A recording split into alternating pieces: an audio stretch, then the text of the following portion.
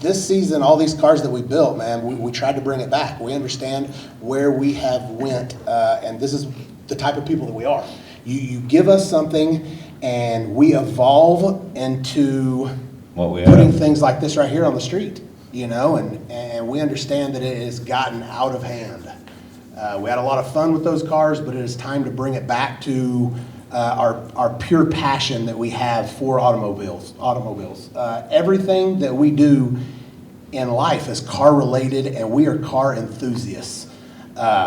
It's not just racing that we love. We love cruising. We love taking your family for rides in these cars. We love going on road trips, and that's what we're bringing back this season. And most of y'all can relate to something like that, like my S10 or the 55 or the Monte Carlo. It's something that everybody can build. That right there is out of control. It's hard to relate to that thing. That's why it'll never be on the street.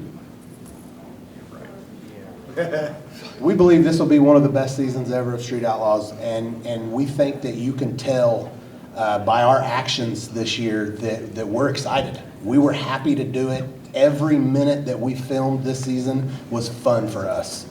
And I'm not real sure I can say that about the other seasons, you know. And I like the way you looked directly at me when you said that. Yeah. Well, part of this season, guys, was bringing back everybody. We wanted to go back to the beginning, and that's why Reaper's sitting up here with us. Most fun in 6 years I've ever had doing this. Everything about it was different. Every one of these guys, we started into something that really, my Nova, 66 Nova. So any of you follow social media know about that car. I've had that car for a long time. I street race that car. I'm like Dave, I drive it all over the place. But when this came up, we all went, a lot of us went back to something that we haven't done in a long time. And we all sat down and talked about it, and we decided for once, I'm gonna curse, 405 was gonna get their asses kicked if we didn't figure it out. And we started out with cars that run 7.0s. I mean, we seriously, when we started, if you were running faster than a 7.0, you were pretty impressive. And all these guys came together like they never have since I've been on the show, and I've been here for a while. But everybody was, we have a group text, you know, I'm saying I need an exhaust gasket. Everybody that needed a part, we were all there for each other. And that hasn't happened in a long time. We had fun again. We had a lot of fun. You guys actually get to see me laughing, joking, and having a good time on the 405 show. I thought he was drunk. I thought I was drunk sometimes too. Dominator, Yeah. tell us about your car in like a few words. Not, we don't have an hour. You didn't ask me about the It's fun. yellow. It's right there. It's right there. It's a 33 5-window Dodge. It's got a 426 Hemi in it. It literally is a crate engine you can throw in there and drive anywhere you want to go. It's 9-to-1 compression. We race on 87 octane pump gas. We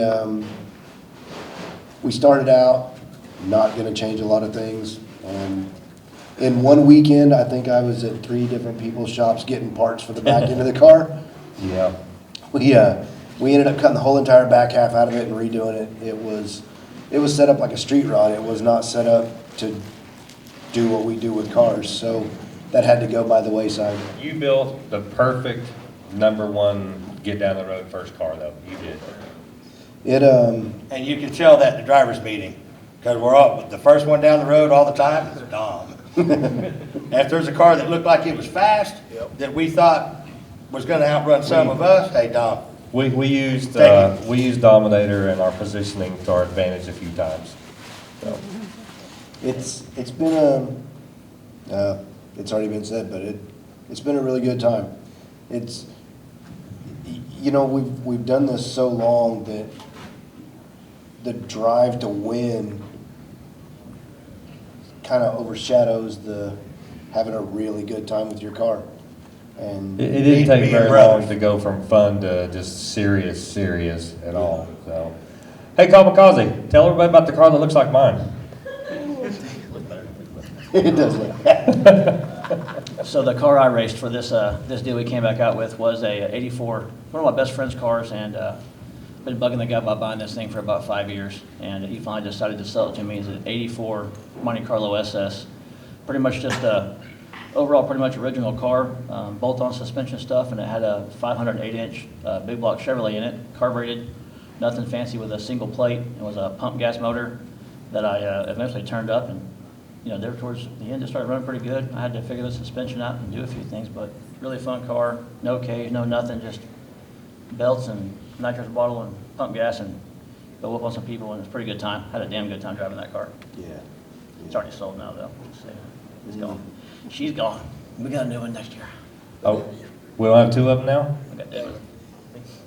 What was the deal with the car going up and down and revving and clutching and that thing got a standard in it? Yeah, I mean, it's It's only a stick shift car.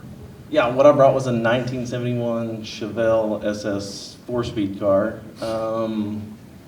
Plan was, when I originally purchased it 15 years ago, to never race it, but you get to hanging around these guys, and you find yourself racing cars that you swear you'd never, Just blame it on Bring Dave. it. I blame Yeah. all of it, everything on Dave. On Dave? It's Okay. all Dave's or fault. Sean, or... Actually, the funniest one was, I'm gonna race it till I get my other car done, then he starts kicking everybody's ass in it, he keeps bringing it back. It was a learning experience on TV to race a car with a 4-speed in it. I almost scrambled around to try to find a 400 or a power glide or, oh my God, anything other than a 4-speed, but left it in it and It we worked raced out. it, and it It worked worked out out. for us. So You could tell there was times where you was like gonna change that car. Oh, yeah. I can't do this. I gotta win. Oh, yeah. And you're like, don't do that car. Don't do that. Don't leave that car alone. Your competitive Yeah. gets a hold of you, and you just want to have any advantages you can. Station trans brake. Yeah, people start cheating and stuff. But anyway, I left it alone, and it was fun. That showed a great deal of like just I'm not gonna. I want to do it, but I'm not. You know. So It was hard. We'd have all been mad at you if you'd have done something to that car and changed it. So.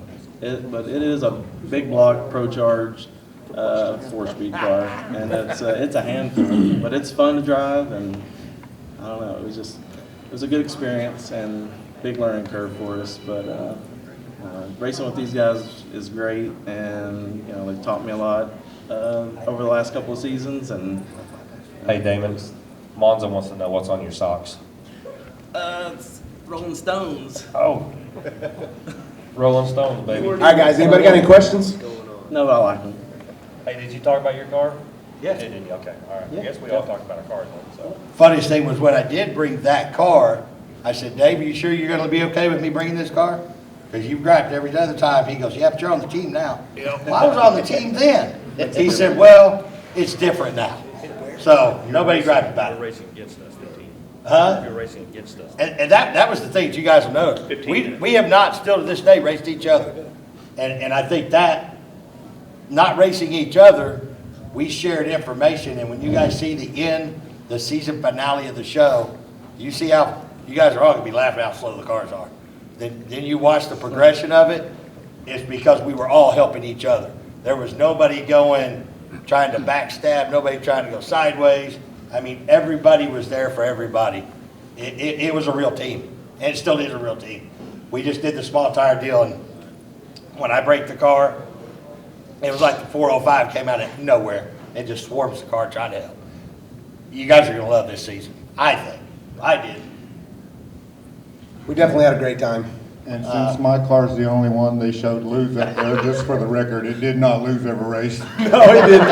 Monza's car was pretty fast. I was pretty amazed by it. It was, I can't believe, I still can't believe it's I believe I 3,800. came over here for this. We did come together as a team, guys, and in the past, you've seen all of us butt heads. That's part of it. That's competition. Everybody here understands that. I love these guys to death, but you put them in the lane next to me, and it is what it is. You know, we're going to do whatever we got to do to beat them. It's not like that this season. There's a smile on everybody's face every episode as we're driving these cars. You mean to tell them that me and you actually get along? Dog me, I've loved you forever, man. You just didn't like me. So I've loved you forever. You still like me. we all got along great. We all came together as a team, and it shows when the 405 comes together as a team what we can do. And even though it's been a while, a lot has changed since any of these guys up here have been on the street on a 28-10-5. And you know, coming together, we learned a lot quick, and it shows. Yeah, these cars went from the very first episode to the last one in 30 days. Literally, we filmed the entire season in 1 month. So you'll see just how fast the cars progress in just 1 month of beating the tar out of them. And they all showed up Every single week. Wait, you guys were on 28s? I ran 26s the whole time. You assholes. Hey, listen, You're on a W. hey, I just wasn't willing to cut anything up on my car, so. Yeah. Some of us, I'm not gonna name names, but some of us kind of dreaded, wasn't looking forward to putting the 28 10.5s on and racing the daily driver type stuff. But I might have been one of those guys at the beginning, but at the end of it, I could have never asked to do anything better. It was absolutely the funnest thing I've done probably since season 1. Any questions? Yeah. Rear suspension wise, what did y'all do? Was it a lot of different ladder bars, leave it stock and do some? Oh, here we go. Here Don, we did go. you put him up to this? Yeah, I think that's so I was everybody's scapegoat on this Yeah. thing because my car had ladder bars. it was a cheater. We said stock suspension style, suspension, you know. bolt-on stuff, anything Yes. anybody can buy out of the Jegs catalog or whatever, Summit catalog. You can buy ladder bars out of there too, but so Actually, it started that everybody had no parallel four links. That was the rule. That's pretty much what we said, was no no parallel parallel four four links, because, guys, a ladder bar, the way stock suspension stuff works nowadays, there's no advantage to a ladder bar. My car's got a triangulated four link in it. which is amazing. But with that being said, over the winter, we hollered at Tin Soldiers because in my opinion, they do some of the best leaf spring stuff.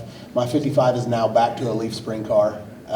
We put original style back on it so that I quit hearing it, from everybody saying that my car was a back half car, and it is not. It is a full frame car. It's the original California full frame car. Yes. But we did go back to leaf spring. So there's no back half cars out there. All of the cars are pretty straightforward. And it was a very good variation. I mean, we had, 3, 4 cars that didn't have cages, 5 cars, I guess, that didn't have cages when we first started. So, I mean, it doesn't get any more street than that, than a full factory, full interior, full factory suspension, no cage car. And, the 405 did what we did. We had a blast doing it this time. I can't wait for the next season. The basic rules of what we were trying to go by this year was all steel body, no fiberglass doors, front end, any of that stuff. You could have a hood. Basically, other than that, we got steel bumpers on the 55. We had to take the Lexan out of it because at one point it was a race car. Hey, I can get a hood. What? I can get rid of my steel hood. No, you don't have to. It's up to you. I need to lose weight. Lose some weight. Windows, real windows, stuff like that. Stuff that you see at stoplights. Stoplight to stoplight race cars is basically what we got, because we have a lot of people already trying to come in and bend and break the rules, because it's real simple for this group to try to go faster than the next guy. And, there's a difference between a small tire car and a daily driver, and we fit somewhere in the middle of that. Because a small tire car could be this car right over here on small tires. Yeah. It's all up for interpretation, however you want to look at it.